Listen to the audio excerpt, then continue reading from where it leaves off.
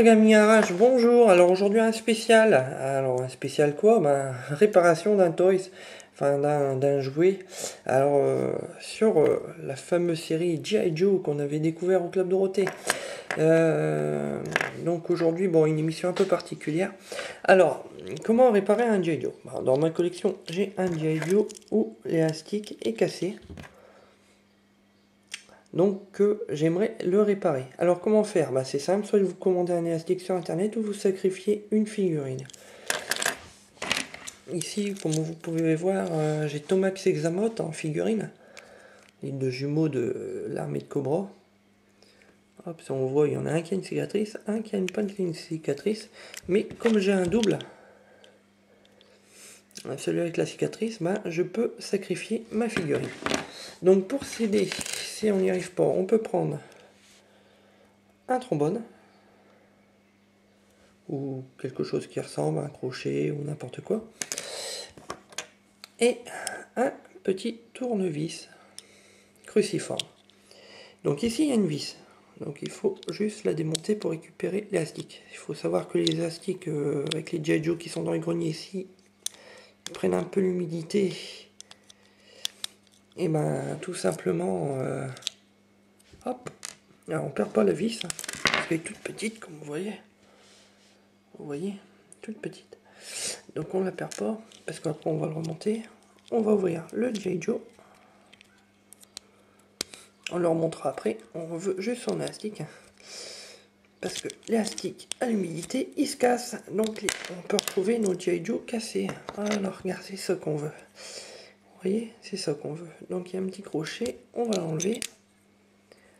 Voilà. Comme c'est des figurines à peu près des années 88, c'est vrai que l'élastique, bon, il est pas nickel nickel. Vous voyez, un petit peu d'usure, mais tant pis, on va réparer. Alors, comment on procède? Je baisse la caméra.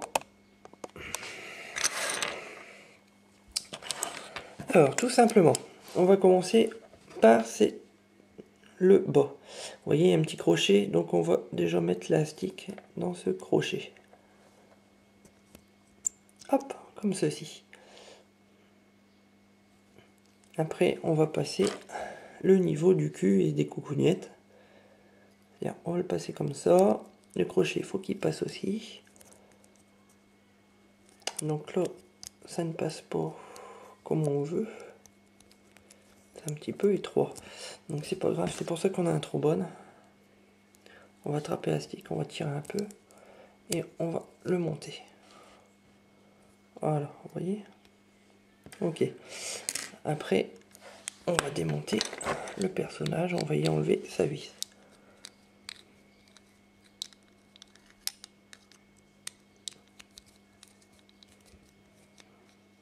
Hop. Ah, elle veut pas partir.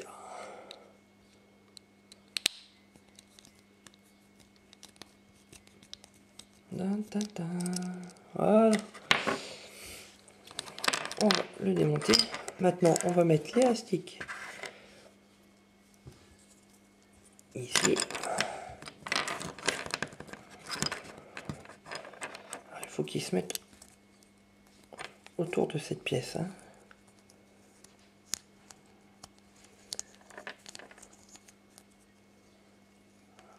On va le mettre. Alors, une fois que c'est fait, on va le mettre bien au fond. Il faut rentrer le corps à l'intérieur. Ça, on va le tirer. Vous voyez, il est déjà usé, donc je le répare, mais ça sera mon momentané. Alors, je retrouve autre chose plus tard. Alors, après, on va essayer de mettre, ça va être plus dur, les bras. Alors, pas se tromper avec le bras gauche et droit, bien sûr. Sinon, après, on est bon à tout redémonter. Hop. Hop, comme ça. On voit pas bien avec mes mains. Vous voyez. Voilà. C'est un petit peu galère.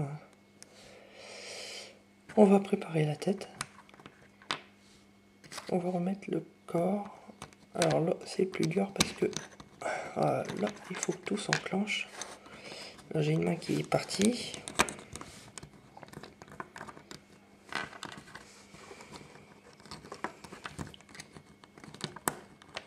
Alors mon G.I. Joe, ça va être réparé ou pas? Voilà, bouge plus. Parfait. Et voilà, j'ai plus que la vis à remettre et j'ai une figurine de plus dans ma collection. Parce que lui, il était cassé.